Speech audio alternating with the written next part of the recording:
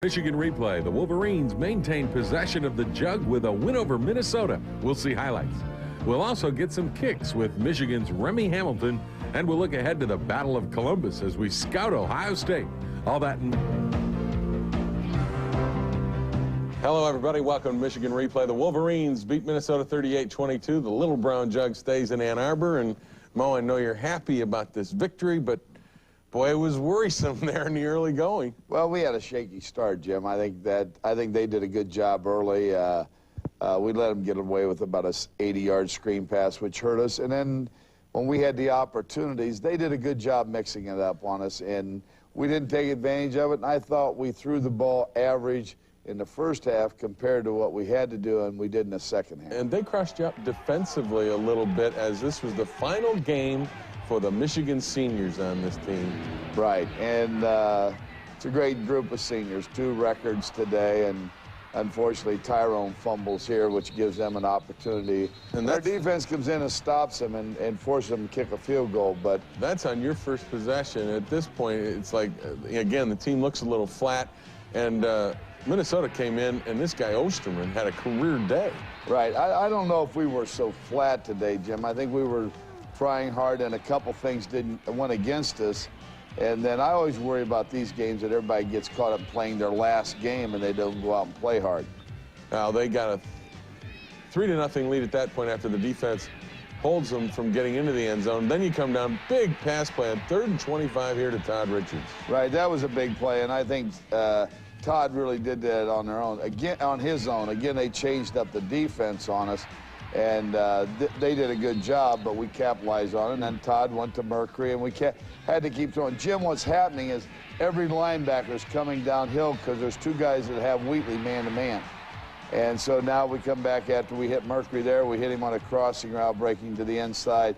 Then we get down in there close enough where Wheatley can take it over from about to 2. And they crossed you up defensively a little bit, running more zone than you thought, and then getting in man-to-man when you thought they were going to be in zone. Right, much more, and they guessed right. And as I said, a couple times we didn't execute, and they hurt us with the blitz.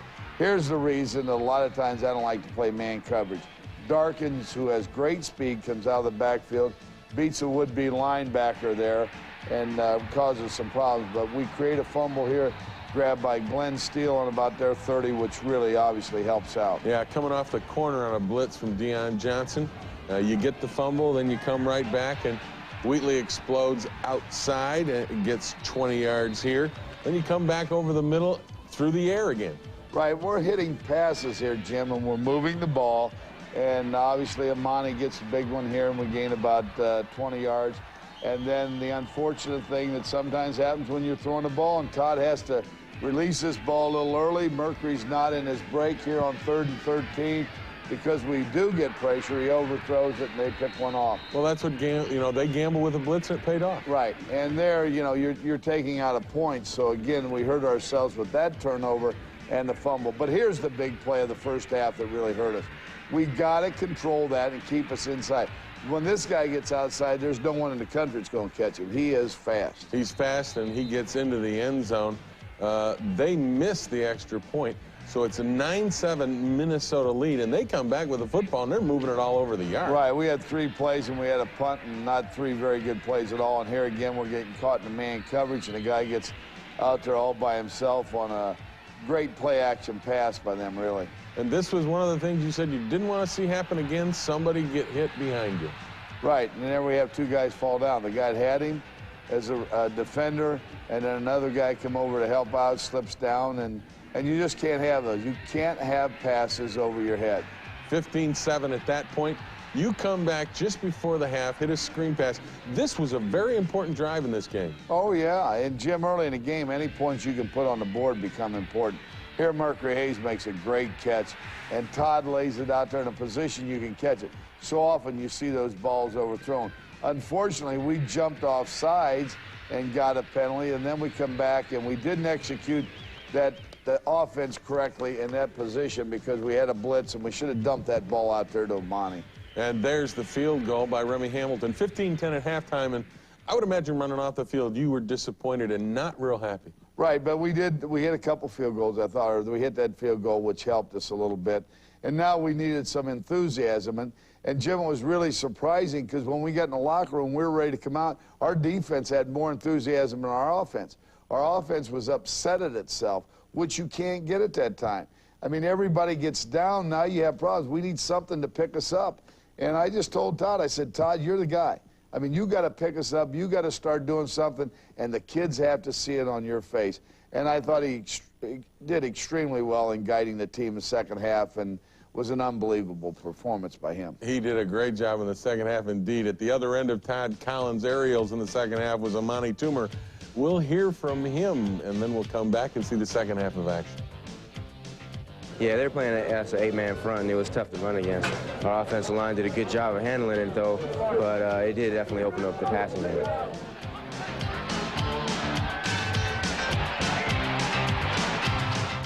Play a little zone and throw them off and get them a different look. Ty Law talking about the defense, which in the second half was much better than they were in the first half. And when you came out in the second half, did you see that look on Todd Collins' face, that look that we've got to get something going that you wanted? Yeah, I think so, and I think Todd's mature enough you can talk to him in that way. And he's frustrated. He threw that interception. He threw a couple passes he wish he had back, but I'll tell you one thing, he threw a few in this half that I'm glad he threw. And the thing is, it looked like you came out in this half and said, okay, if you're going to put 8 men on the ball, we're going to throw it over your head. Exactly right, Jim, and that wasn't always over his head. And he had Amani there on a 30-yarder. Shea Foster did a great job on 3rd and 7, picking up 8 for a first down, putting us in position. Again, not what we wanted, but we came away with 3 points, so it makes it 15-3. 15-13 at that point. Here's the big play by the defense. You said before the game you thought Darkins might cough it up. He did twice. This time, Deion Johnson gets the fumble. Right, Jim, this Minnesota team has, I will tell you, at least 3 more, maybe 5 more victories if they don't turn the ball over, and that's the name of the game. Here Wheatley breaks loose on a counter play to the outside, picking up about 10 yards or so, and I think did well there. Then we come back and we hit Toomer here on a great play by Todd, and Amani makes a great catch. These are the things we had to have happen. And that was a 3rd and 7 play, or you're forced to go for another field goal. So that's a huge play right there. You get the 2-point extra point. You're up 21-15. And here's the defense finally coming up and stopping Minnesota, which they hadn't done. Right, and that's how you got to play zone coverage. And I know when you get frustrated, Jim, I get frustrated. I walk those sidelines. But I know as long as they're not getting touchdowns, we're in business. Monty has a great catch there from Todd for about 23 yards down the sideline. Here we're getting it big chunks, and then Tyrone, we hit him on the screen here. He gets a couple great blocks, and then, of course, he has the speed to get to the outside and take it all the way. This is what you call your home run hitter, and you get him out there in a gain of 10, and he turns it into a gain of 60. That's exactly what he can add for you because he has a great speed. Here you get a turnover from a tip ball at the line of scrimmage from a safety who's playing up front. Right, and everybody says, well, that's unfortunate for Minnesota. No, all those short passes they hit, all of a sudden those get tipped, and those are the things that happen, so you have to watch doing that, really. Here's Wheatley again breaking to the outside, and we pick up about 14 there. Then we come back, Collins to Toomer again on another big play. And this pass right here breaks the record for yardage in a single game by a quarterback. Collins passes Harbaugh in that one. Right, and I tell you, he was just off on a couple in the first half where he's going to have 400 yards today. So we go to the 4th quarter, and Eddie Davis, boy, he just continues to run well. Jim, doesn't he always come in and spark the team? And you know you have a dependable kid there. You know why? Because he goes out and every day he practices and practices very hard as the 3rd tailback. Here Amani just jumps up, makes a great catch. Todd gives him an opportunity because of the location that he puts on the ball. Yeah, great pass, great catch. At that point, you're up 35-15. Things are looking good. The game's in hand, and then Minnesota starts moving the ball. Right, they start coming back, and they're going to move the ball some. You can go to man and shut all that down, as we half did here and half didn't, which is a dumb statement, but at the same time, we had a coverage mix-up called improperly from the coaching staff to the players, and then they get in field position, and we have another guy fall down, they hit a touchdown. 35-22 at this point. Now, here comes a huge play. Right, Rob Sweat makes a great play here. And people don't understand, you do and I do, but how big that was on the because you didn't kick. have your onside kick receive team in there. They tried it. Sweat didn't go away, and he made sure that they didn't get the ball back because that's a momentum shifter. Right, Rob Sweat made a great play there. Then little Eddie Davis comes back again on the counter for about 10. And he's running. Look at this run, Jim. Look at this run. That's a great individual effort there. Great coaching, right? Great coaching. That's my job. Yeah, right.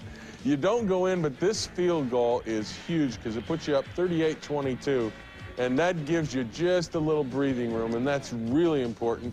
And you go on to win at 38-22. A couple of plays here, and maybe a little of the future here. Chris Floyd breaks one out. Yeah, I think Chris Floyd here from Cooley High School, as a freshman here, gets loose and gets it down to the 6-yard line on a nice run. And you can imagine how hard his heart was beating as he got out there. But he did a great job. And then here's a great pass from Jason Carr to Walter Smith, and how great it was. And I'm just glad he didn't have an injury on that play, believe me. We'll talk about that play when we come back. First, let's look at the Norwegian Cruise Line play of the weekend. You've got to look at the offense and look at the big play by Wheatley on the screen pass. Huge play in the game. It was a big play you needed to make. Right, anytime you get 57 yards in one play and score a touchdown, I'd say that has to be a big play. And those are the things that you have to do against a team like this, but also realizing sometimes you're trying the same plays earlier than they get shut down. The thing about the Walter Smith catch, this kid last September undergoes knee reconstruction surgery. And he has worked himself so hard to get back to even put the uniform on as a captain and to have him out and make a play like that. I know that you were worried. He was lobbying like a Washington lobbyist on you, Jim, on the sideline. Jim, I'll try to make this brief, but 3 weeks ago he started. Coach, all I want to do is run in motion, and you can run the ball, and I want to come back and block this guy.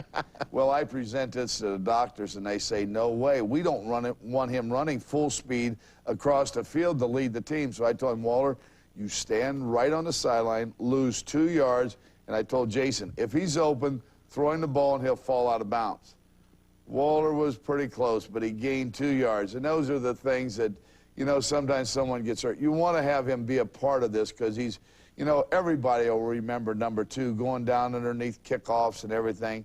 And I'm glad we had the opportunity, but more importantly, it worked out okay for Walter. It sure did, and it worked out okay for Michigan, 38-22, the victory. We'll be back, and we'll take a look at Remy Hamilton, his kicking prowess. But first, we hear from a senior, Todd Counts, who had quite a second half. It's kind of nice just, you know, to go out here with a win and then, you know, to have a good performance like that my last time here in the stadium. So I'm glad it worked out that way.